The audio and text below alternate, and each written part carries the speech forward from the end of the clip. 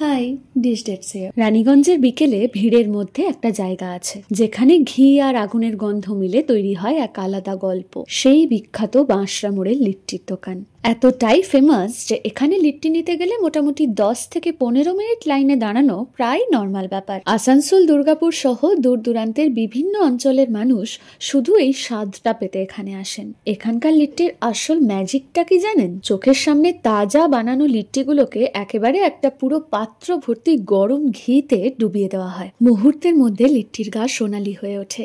এই দৃশ্যটা দেখলেই কোলেস্টেরল মাথায় ওঠার জোগাড়, কিন্তু স্বাদ একেবারে অসামান্য। ওই ঘিয়ে ভাজা বাইরের ক্রাঞ্চ আর ভেতরের নরম ছাতুর ফিলিং, দুটো মিলে এমন কম্বো মনে থাকবেই। আর সঙ্গে যদি থাকে গরম গরম ঘিয়ে ভাজা জিলিপি, লিট্টির সেভারি ফ্লেভার আর জিলিপির মিষ্টি ঝলক, এই দুই বিপরীত স্বাদ একসাথে মিলে এক আলাদাই আনন্দ দেয়। প্রতিবার খাওয়ার পরেই মনে পড়ে, হ্যাঁ, এই তো সেই স্বাদ যেটা বারবার টানে।